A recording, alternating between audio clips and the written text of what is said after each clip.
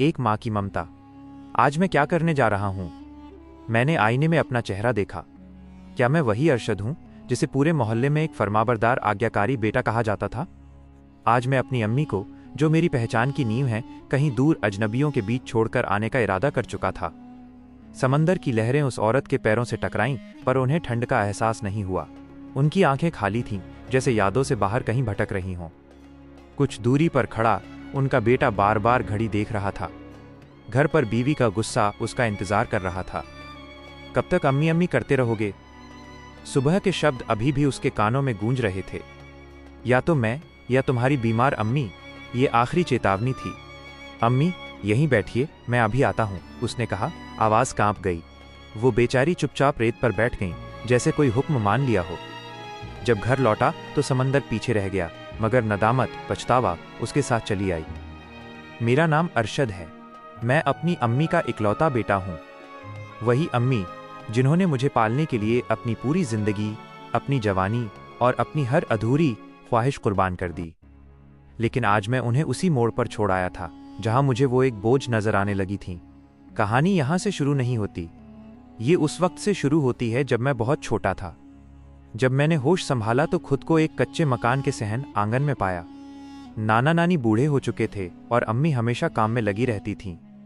अम्मी, क्यों रो रही हो? क्या नाना ने कुछ कहा?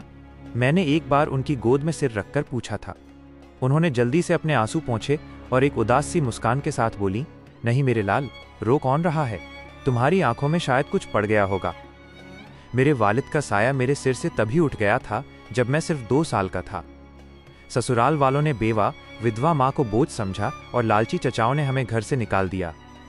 सहारा मिला तो नाना के घर पर, मगर वहां भी गुर्बत, गरीबी का डेरा था। एक दिन नाना ने अम्मी से कहा, बेटी, तुम अभी जवान हो, निकाह कर लो ताकि तुम्हारा घर बस जाए। अम्मी ने उस दिन 2 टूक जवाब दिया, अब्बा, मेरा सहारा मेरा बेटा बनेगा। मुझे डर है कि कहीं सौतेला बाप मेरे अरशद के साथ बुरा सलूक न करे। मैं इसे यतीम होने का एहसास नहीं होने दूंगी। अम्मी ने अपनी जवानी जैसे कहीं दफन कर दी थी। वो सिर्फ 25 साल की थीं जब बेवा हुई थीं।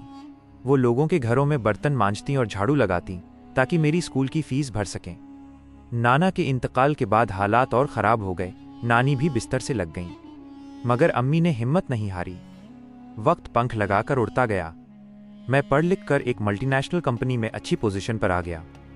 हमने नाना के उस पुराने घर को एक शानदार हवेली में बदल दिया। अब आपको काम करने की ज़रूरत नहीं है अम्मी, अब मैं आपकी खिदमत करूँगा। अम्मी की आंखों में खुशी के आंसू थे। उनकी बस एक ही ख्वाहिश थी, एक नेक बहू। नौकरी के दौरान मुझे सायरा पसंद आ गई। अम्मी बीमार होने के बावजूद अगले ही दिन रिश्ता लेकर सायरा के घर पहुंच गईं। निकाह हो गया, सायरा घर आ गई। मगर इसी दौरान अम्मी की तबीयत बिगड़ने लगी। बरसों की मेहनत और खामोश सदमों की वजह से उन्हें डिमेंशिया, भूलने की बीमारी हो गई। वो अचानक सब कुछ भूल जाती। कभी जलता चूल्हा छोड़ देती तो कभी आधी रात को घर का गेट खोलकर बाहर निकल जाती। सायरा ने चिल्लाकर कहा, अरशद, मैं यहाँ बीवी बनकर आई थी, कोई नर्स बनकर नहीं। लोग बातें करते हैं कि मेरी सास दिमागी मरीज है। या तो इन्हें कहीं छोड़ाओ या फिर मैं चली जाती हूँ। धीरे धीरे सायरा की शिकायतों ने मेरे दिल में जहर भर दिया। मुझे अपनी अम्मी, जिन्होंने मुझे पालने के लिए खून पसीना एक किया था, दुश्मन लगने लगी। सायरा ने मशविरा दिया, इन्हें किसी दूसरे शहर ले जाकर छोड़ आओ जहाँ कोई इन्हें न जानता हो। उस रात मेरा ज़मीर चीख रहा था, मगर बीवी की मोहब्बत जीत गई। मैंने फैसला किया कि मैं अम्मी को सूरत के समंदर किनारे छोड़ाऊंगा। मैंने उनसे झूठ कहा कि हम सैर करने जा रहे हैं। वह बच्चों की तरह खुश थीं। उन्होंने अपनी वही पुरानी रेशमी साड़ी पहनी जो उन्होंने मेरे निकाह पर पहनी थी। समंदर किनारे भीड़ में मैंने जानबूझकर उनका हाथ छोड़ दिया। वो घबराकर चिल्लाईं, अरशद बेटा, कहाँ गए तुम? मेरा हाथ पकड़ लो, मुझे डर लग रहा है। मैं पीछे मुड़कर नहीं देखा। मैं भागता रहा। मैं अपनी जन्नत को उस बेरहम भीड़ में तन्हा छोड़ आया। जब घर लौटा, सायरा खुश थी। शुक्र है, अब हम सुकून से जिएंगे। मगर वो सुकून कभी नहीं आया।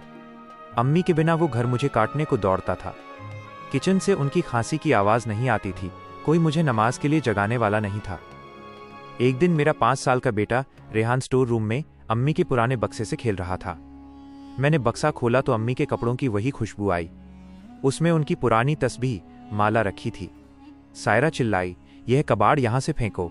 मगर पहली बार मैंने जवाब दिया, ये कबाड़ नहीं, मेरी अम्मी की निशानियां हैं। उसी रात मैंने एक ख्वाब देखा कि अम्मी समंदर की लहरों में डूब रही हैं और मुझे पुकार रही हैं। मैं तड़प कर उठ बैठा। मेरा ज़मीर मुझे धिक्कारने लगा। मैं दोबारा सूरत गया, हर गली, हर ओल्ड एज होम छानी। एक ऊंट वाले ने बताया, साहब, एक बूढ़ी अम्मा यहाँ रो रही थीं, उन्हें कुछ लोग आश्रम ले गए। महीनों की तलाश के बाद मुझे एक ओल्ड एज होम का पता चला। जब मैं वहां पहुंचा, एक कोने में वो वजूद दीवार से टेक लगाए बैठा था। अम्मी, मैं उनके कदमों में गिर पड़ा। अम्मी ने सिर उठाया, मगर उनकी आंखों में अजनबियत थी। कौन हो तुम बेटा? मेरा अरशद आने वाला होगा, वो मेरे लिए गुब्बारे लाएगा। उसने मेरा हाथ गलती से छोड़ दिया था ना। मेरे सीने में खंजर उतर गया। मैं रोता रहा, माफी मांगता रहा। जब बहुत तड़पा तो शायद माँ की ममता जाग गई। उन्होंने कांपते हाथों से मेरा सिर सहलाया। मैं उन्हें वापस घर ले आया। घर आकर मुझे अम्मी के बक्से में उनकी साड़ी के अंदर से एक लिफाफा मिला। उस पर लिखा था अरशद के लिए। वो अम्मी की आखिरी चिट्ठी थी। उन्होंने लिखा था, मेरे प्यारे बेटे अरशद, मैं तुम्हारी और सायरा की सारी बातें सुन चुकी थी। मुझे पता था कि तुम मुझे छोड़ने वाले हो, मगर एक माँ की ममता कभी बीमार नहीं होती। मैं जानते बूझते तुम्हारे साथ उस सफ़र पर चल पड़ी ताकि मेरा बेटा खुश रह सके। मैं तुम्हें बद्दुआ नहीं दूंगी, क्योंकि माँ की ज़ुबान पर बद्दुआ नहीं आती। मगर याद रखना, खुदा से डरना, क्योंकि माँ को छोड़ने वाले को दुनिया कभी सुकून नहीं देती। तभी मेरा बेटा रेहान कमरे के दरवाजे पर आया। उसकी आंखों में एक अजीब सा सवाल था, पापा, जब आप बूढ़े हो जाओगे और मुझे बोझ लगोगे तो क्या मैं भी आपको समंदर किनारे छोड़ाऊं? मैंने सब सुना था जो आपने अम्मी सायरा से कहा था। मैं आपसे ही सीख रहा हूं कि बुजुर्गों के साथ क्या करना है। रेहान के उन लफ्ज़ों ने मेरी रूह के टुकड़े कर दिए। आज अम्मी मेरे पास हैं, मैं उनकी खिदमत करता हूं, मगर वो पछतावा आज भी मुझे अंदर से जलाता है। सायरा अब घर में एक खामोश बुत की तरह रहती है, क्योंकि उसका अपना बेटा उससे बात नहीं करता। सबक, माँ बाप बोझ नहीं, खुदा की दी हुई वो नेमत हैं जिनका बदला हम पूरी जिंदगी की इबादत से भी नहीं चुका सकते।